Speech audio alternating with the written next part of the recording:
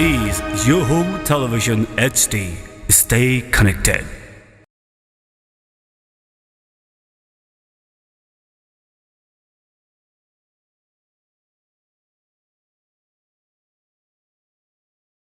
यो अलिकति मैले आफै प्रश्न हुँ भन्न चाहना मेरो कि साँच्चीकै भूत अथवा पितृ अरूको शरीरलाई लिएर कम्पन गराउँछन् तिनीहरूले? यसमा जब पनि कसैको जस्तो हामी सुन्छौँ नि शरीर हल्का हल्का हुन्छ नि, जसको उसको सूक्ष्म शरीर अलि हल्का हुन्छ, भित्रबाट केही न केही हल्कापना हुन्छ, या उसको पूर्व जन्म केही सम्बन्ध हुन्छ, त्यस्ता प्रकारका देहधारी आत्माहरूलाई अर्थात् मान्छेहरूलाई ती सूक्ष्म जीवात्माहरूले सूक्ष्म आत्माहरूले उनीहरूलाई हेरिरहेका हुन्छन्, चिनिरहेका हुन्छन्, अनि उनीहरूलाई प्रयोग गर्छन्। उनीहरूको प्रयोगबाट उनीहरूले फेरि आफ्नो व्यापार सुरु गर्छन्, व्यापार चलाउँछन्। यो सम्भव छ, असम्भव होइन। आत्माहरूले आफ्नो व्यापार चलाउँछन् भन्दाखेरि अब सपोज आज तपाईँले जति पनि मन्दिर देख्नु भएको छ, अहिले म मन्दिरहरूको नाम लिँदैन, तर धेरैको आस्थाको केन्द्रहरू बनेका छन् यी मन्दिरहरू। मैले त्यहाँ कसैलाई पनि देवी देवता देख्दैन त। जहाँ हाम्रो वरिपरि देख्छु मैले मन्दिरहरू, जहाँ मान्छेहरूले एउटा आस्थाको केन्द्र बनाएको छन्, त्यहाँ त मैले कसैलाई पनि देख्दैन त देवी देवता।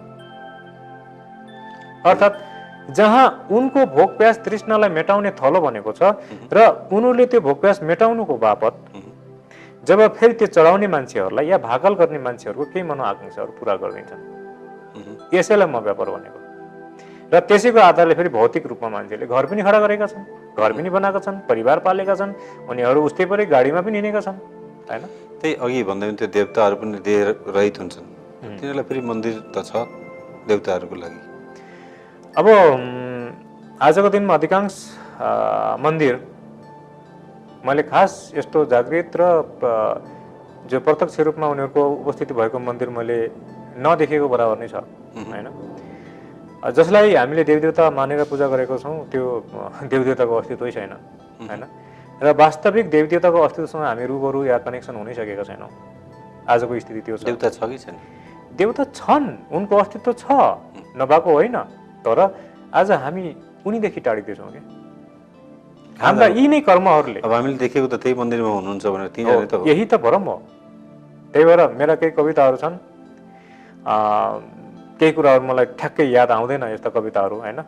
तर मैले जति पनि कविता परम सन्देश नामबाट मैले लेखेको छु, यसमा पुराको पुरा तपाईँहरूले यो कुराहरू जान्न सक्नुहुन्छ। अर्थात् समस्त अपरा परा तत्त्वबोध सबैको ज्ञान तपाईँले पाउन सक्नुहुन्छ। भन्दाखेरि हामी जुन मन्दिरमा देवता भनेर ढोगिरहेछौँ त्यहाँ कसलाई ढोगिरहेछौँ त? प्रेतलाई सिधै। के प्रेत बस्छ त मन्दिरमा? बस्छन्, मजाले खान्छ, भेष गरेका छन् उनीहरूले। अरू त नराम्रो पनि होइन। प्रेत पनि यो भौतिक हामी जस्ता प्रेत कि साँच्चीकै त्यो सूक्ष्म? होइन, साँच्चीकै सूक्ष्म प्रेतहरू छन्, मजाले यस गरेका छन् मन्दिरभित्र। मन्दिर भनेको के पहिला बुझ्नुहोस् न तपाईँले। मन्दिर भनेको त्यही त, अब हामी त मन्दिर भनेको त तपाईँले बाहिरी स्ट्रक्चर जहाँ अलिकन त्यो काठहरूले अलि रङरोगन साथमा त्यहाँ एउटा मूर्ति राखिदिनु भयो, त्यो ढुङ्गा बनाउने, के अरे मूर्ति कुद्ने हामी जस्तै, आकार दिने हामी जस्तै, त्यहाँ स्थापना गर्ने हामी जस्तै, पूजा गर्ने हामी जस्तै, टाउको ठोक्ने हामी जस्तै, भाकल गर्ने हामी जस्तै, विश्वास गर्ने हामी जस्तै, विश्वास नगर्ने हामी जस्तै। उनीहरूको खेतीबाट त उनीहरूको पनि चलेको छ खानपान, अर्कोले पनि आफ्नो जीवनयापन गरेको छ। यही त हो। त्यही भएर मैले एउटा कवितामा लेखेको छु, संसारको यो विचित्र मेला ईश्वर खोजिरहेछन् यहाँ, जन्मिएर मृत्युलोकमा आफै गुमनाम भएछन् यहाँ। जन्मिएर मृत्युलोकमा आफै गुमनाम भएछन् यहाँ। यहाँ हर कोही बेहोसमा छ, हर कोही अचेत अवस्थामा घुमिरहेको छ, कसैलाई होस छैन, कामरसको मधोसमा डुबेको छ मान्छे। अनि यिनलाई अझै सुनमा सुगन्ध बनाइदिनको लागि भूत प्रेतहरूले बिचबाट सपोर्ट गर्छन्। र आजको दिनमा अधिकांश, अनि मैले एउटा नजर दोषको पनि कुरा गरेको थिएँ, अधिकांश मान्छेहरूको खानपान, सोच विचार, खानपानको कारणले गर्दा सोच विचार गलत हुन्छ, सोच विचारको कारणले गर्दा कर्म गलत हुन जान्छ। रियल विजडम छ जो बुद्धि छ, बुद्धिलाई सही प्रकारले मान्छेले प्रयोग गरेको छैन। बुद्धिलाई किन प्रयोग गरेको छैन भने बुद्धि एकातिर छ, मन र इन्द्रियले आफ्ना बाटे एकातिर एउटा कर्म गरिरहेको छ। बुद्धिको वास्तविक अस्तित्व के छ र कसरी प्रयोग गर्ने भन्ने कुरो पनि हामीलाई थाहा छैन वास्तविक, जसको कारणले गर्दा फेरि अनायासै हाम्रो जिन्दगी अस्थिर, अनियन्त्रित, दुखी, पीडित, अनेक प्रकारका रोग व्याधिले ग्रस्त, शोकमग्न भएर बाँच्नु परेको छु। यो मन एकतिर र बुद्धि र चित्त एकतिर चाहिँ कारण चाहिँ अब बेला कसरी ठाउँमा चाहिँ कसरी एकरूपतामा अब यो यति छोटो समयमा हामीले यसको व्याख्या गरेर सक्दैनौँ होइन। अनि यसको भित्र धेरै कुराहरू पनि छ। त्यसै कारणले गर्दा मैले एउटा जो स्लोगन शिक्षा भनेर चलाएको छौँ, स्लोगन शिक्षा अर्थात् the education of self realisation होइन, त्यो मात्र नभएर चाल चरित्र चिन्तनको उद्गम स्थल स्लोगन शिक्षा भनेर मैले चलाइरहेको छु। त्यहाँ जति पनि भौतिक जीवनको अस्तित्व कसरी छ, जीवन्त कसरी छ, यो सृष्टिको सिद्धान्त के छ, शरीरको सिद्धान्त के छ, हाम्रो मन इन्द्रियहरूले कसरी कार्य गर्छन्, आत्मा परमात्माको कार्य वास्तविकता के हो, अध्यात्म भन्ने के हो, धर्म भन्ने के हो, यो हामीले यो जीवनमा यो जीवन पश्चातको जीवन के हो, या जन्मनुभन्दा पहिला कहाँ थियो, या मृत्यु पश्चात कहाँ जान्छ आदि अत्यधिक महत्त्वपूर्ण कुराहरू जसलाई मान्छेले जान्नै पर्छ। ती कुराहरू मैले साप्ताहिक रूपमा दिने गर्छु। अर्थात् मिनिमम 6-7 दिनको क्लासमा मैले यी कुराहरूलाई प्रयत्न गर्छु बुझाउने, प्रयत्न गर्छु। बुझ्छन् त्यो सम्भव छैन, प्रयत्न गर्छु मैले बुझाउने, जबकि यी कुराहरूलाई बुझ्नलाई त वर्षौँ लाग्छ। पहिलो के अध्याय आज पनि राख्न सकिन्छ भने हामी जस्तै सुन्न पाउँथ्यौँ है, त्यही चिजलाई चाहिँ स्लोगन शिक्षाको। अब अब सबैभन्दा पहिला स्लोगन शिक्षालाई बुझ्नुभन्दा पहिला हामीले यो जीवनको अस्तित्व कसरी छ त्यो बुझ्नुपर्छ। यो संसारमा हामीले मान्छेलाई क्याटेगोराइज गर्यो भने, मान्छेको जीवनशैलीलाई क्याटेगोराइज गर्यो भने हामीले 3 प्रकारको जीवन अस्तित्वलाई पाउँछौँ। एउटा भोगीको जीवन छ, अर्थात् जीवन छ, शरीर छ त जीवन छ, जीवनलाई जीवन्त गराउनको लागि हामीले केही न केही गर्नुपर्छ, जसलाई हामीले जीवन सङ्घर्ष भन्छौँ। हामीले नोकरी, पेसा, व्यवसाय, बिजनेस आदि इत्यादि सबै कुराहरू हाम्रो क्षमताले जहाँ जहाँ भ्याउँछ जे जे गर्नुपर्छ गरेका छौँ। त्यति मात्र नभएर हामी यसको नसामा यति लिन भएका हुन्छौँ कि आज हाम्रो कोषमा, हाम्रो एकाउन्टमा करोडौँ नभएर अरबौँ पनि किन नहोला, तर फेरि पनि हामी 100 रुपियाँको लागि हाम्रो जीवन, हाम्रो चरित्र दाउमा लगाउन पनि तल्लिन्छौँ, किनकि हामी नसामा लिन्छौँ। त्यसको नसा लागिसकेको छ। जो एउटा जीवनको बाँच्ने क्रम छ, जीवन सङ्घर्षको जो एउटा शैली छ, यसलाई म भोगीको श्रेणीमा राख्छु।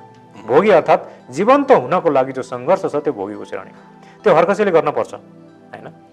अब यसै क्रममा, यसै सिलसिलामा उसले कर्म गर्न जान्दैन, अज्ञानताहरू थुप्रै छन्, गल्तीहरू थुप्रै हुन जान्छन्, कहिले जानी जानी पनि हुन जान्छन्, कहिले नजानी जानी पनि हुन जान्छन्, कहिले परिस्थितिले पनि त्यस्तै दिन्छ, जसको कारणले गर्दा मान्छे फेरि उसको शरीरको जो एउटा उसको भित्रको शरीरको क्षमतालाई पनि बिर्सिन्छ। मेरो शरीरको क्षमता कति छ, मेरो शरीरलाई कति रिल्याक्स दिने, कति काम लगाउने, कति खाने, कति के नखाने आदि इत्यादितिर हामी कहिले पनि ध्यान दिँदैनौँ, जसको कारणले गर्दा मान्छे अननोइङली, अनायासै रोगीको श्रेणीमा झर्न बाध्य हुन्छ। र दोस्रो श्रेणी रोगी। अब भोगीबाट रोगीमा झर्यो, यसमा सपोज 75% मान्छेहरू भोगीको जीवन बाँचिरहेका छन् भने त्यसमा आजको दिनमा लगभग भनौँ 99% नै मान्छेहरू रोगीको श्रेणीमा बाँचेका छन्। किनभने कोही पनि मान्छेलाई मैले स्वस्थ देख्दैन, किन? कुनै न कुनै विचार भावनाहरूले ग्रसित छ। अनि त्यही विचार र भावहरू जब ग्रसित हुँदै जान्छ, अब भित्रबाट रोग, कुनै न कुनै रोगहरू उत्पन्न सुरु हुन्छ। पहिला शङ्का, उपशङ्का, रोग व्याधिले आदि त्यसले जन्म लिन सुरु गर्छ। अब उसको भित्र अनगिन्ती रोगहरू स्वतः उत्पन्न सुरु हुन्छ। जस्तो जब हाम्रो शरीरभित्र अन्धकारको पक्ष सुरु हुन्छ, जसरी हामीले कुडा कचडा फालेपछि फेरि अर्कोले पनि फाल्न सुरु गर्छ, अर्कोले पनि फाल्न गर्छ, त्यहाँ डम्पिङ हुन सुरु हुन्छ। त्यस्तै हाम्रो जब अन्धकार अर्थात् हाम्रो भित्र नकारात्मक एनर्जीहरूको डस्ट अर्थात् जम्न सुरु गर्छ, अब त्यहाँ भित्र पनि अनेक ब्याक्टेरिया जम्सहरू क्रिएट हुन सुरु हुन्छ भने बाहिरबाट पनि सहजै इन्टर गर्न सुरु गर्छ। यो स्थिति जब अत्यधिक बढ्दै जान्छ, हाम्रो 6 स्तरमा रोगव्याधका चरम सीमामा मान्छेको मृत्युसम्म हुनसक्छ र तेस्रो स्तरसम्म भित्र नै हुन्छ। चौथो स्तरमा बल्ल बाहिर शरीरमा देखिन सुरु गर्छ, बल्ल मात्र मान्छे भाग्न सुरु गर्छ। अब कहाँ भाग्ने हो? औषधि, उपचार आदि इत्यादिमा। अब जब ऊ रोगको उपचारको निदानको लागि भाग्न सुरु गर्छ, कुनै कुनै रोग ठिक हुन्छ, कुनै कुनै ठिक हुँदैन। अब जति पनि ठिक हुँदैनन् अब ऊ त्यसको खोजीमा लाग्न सुरु गर्छ अनि त्यसपछि अब कहाँ हो ज्योतिषीको समस्या हो कि ग्रहले पिट्यो कि वास्तुले पिट्यो कि भूत प्रेतले पिट्यो कि आदि इत्यादिको कारणले गर्दा अब ज्योतिषमा ध्याउने हो या माता बाबामा जाने हो धामी झाँक्रीमा जाने हो केमा जाने हो अब तिनीहरूको खुट्टा त्यतातिर लम्किन सुरु गर्छ। अब यसले एउटा केही न केही अनुभूति चाहिँ दिन्छ। के दिन्छ भनेपछि भौतिक जीवन मात्र रहन्छ, सूक्ष्म केही न केही अस्तित्व छ भन्नेतिर चाहिँ लम्किन्छ, केही न केही फाइदा चाहिँ हुन्छ। अब उसको एउटा अनुसन्धान त्यहाँबाट सिलसिला सुरु हुन्छ अनि अरू मान्छेका एक्टिभिटिजहरू पनि उसले देख्ने गरेको हुन्छ, अरू मान्छेका भाव र अनुभूतिहरूलाई पनि उसले सुन्ने देख्ने गरेको हुन्छ। अब उसको भित्र पनि यो प्रकारको कौतूहलता, समस्याको साथसाथमा कौतूहलता पनि उत्पन्न सुरु हुन्छ। त्यसको साथसाथमा के रहेछ त भनेर अनायासै तपाईँले देख्न सक्नुहुन्छ, अनायासै माता बनेकाहरू छन्, अनायासै योगी बनेका छैनन्, अनायासै गेउवा जस्तो जोगीको भेष गरेर हिँडेकाहरू पनि छन्। कारण अब अननोइङली उनको भित्र एउटा अनलक हुन सुरु हुन्छ, उनको जीवनको एउटा वास्तविक क्रान्तिको सुरुवात हुन्छ जसमा अब उनको भित्र एउटा साँच्चै भन्दा के हो यो अस्तित्व, यो शरीरभन्दा पर के छ या सृष्टिभन्दा पर के छ, यो कुन अस्तित्वले मलाई चलाइरहेको छ या कुन अस्तित्व जसले यसरी दुःख दिएको छ। जस्तो अनि तपाईँले पटक पटक भन्नु भूत प्रेत, यो भूत प्रेत भन्ने के हो, कहाँ छ, कस्तो छ, त्यो देवता त परको कुरा हो, भूत प्रेतकै कुरा गरौँ होइन। किनकि अब सामान्य जीवन स्तरमा आदान प्रदान हुने चल्ने व्यवहार हुने भनेको भूत प्रेतसँग हो होइन। तर जब अब त्यसको खोजी, त्यसको अनुसन्धान र त्यसको एउटा उसले दिएको पीडाबाट पनि मान्छेले धेरै कुराहरू, धेरै ज्ञानहरू सिक्छ। त्यसैमा माता पनि बन्छन्, त्यसैमा चमत्कारिक बाबाहरू पनि बन्न सुरु गर्छन् र त्यसै मध्ये मान्छे केही प्रतिशत 2-4% मान्छे पहिल्यै म के हुँ, म को हुँ, आध्यात्म धर्म के हो, आत्मा परमात्मा के हो भन्ने खोजीतिर लाग्छ भने कोही फेरि यस्तै कारणले पनि फेरि उनीहरू के गर्न सुरु गर्छन्, खोजी गर्न सुरु गर्छन्। त्यसलाई म योगीको क्याटेगोरीमा हालेको छु। त्यस कारणले गर्दा एउटा भोगी जीवन सङ्घर्ष गर्दा गर्दै या गरिरहेको छ, उसलाई पनि शिक्षा दीक्षाको आवश्यकता छ। एउटा रोगी अब उसलाई पहिला उपचारको, स्वस्थताको एउटा आवश्यकता छ होइन। अब अर्को योगी जसलाई फेरि एउटा त रोगीलाई पनि शिक्षा दीक्षा चाहिएको छ किनभने ऊ रोगमुक्त भएर फेरि जीवन सङ्घर्ष गर्नु छ भने अर्को एउटा योगको मार्गमा लागेको छ, आत्मा परमात्माको खोजीमा छ, आफ्नो अस्तित्व बोधको खोजीमा छ भने त्यसको लागि पनि फेरि त्यस्तै प्रकारको शिक्षा दीक्षा, साधना, सानिध्य आदिबाट फेरि मैले अगाडि बढाउने प्रयत्न गर्दैछु र धेरैले यी सबै जीवनका अलग अलग आयामहरू अस्तित्वबाट एकदम नजिकिँदै अनुभवहरूलाई बटुल्दै सङ्गुल्दै सबैले गरिरहनु भएको छ।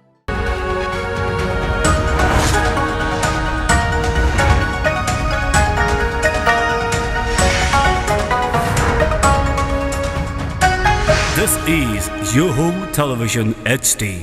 Stay connected.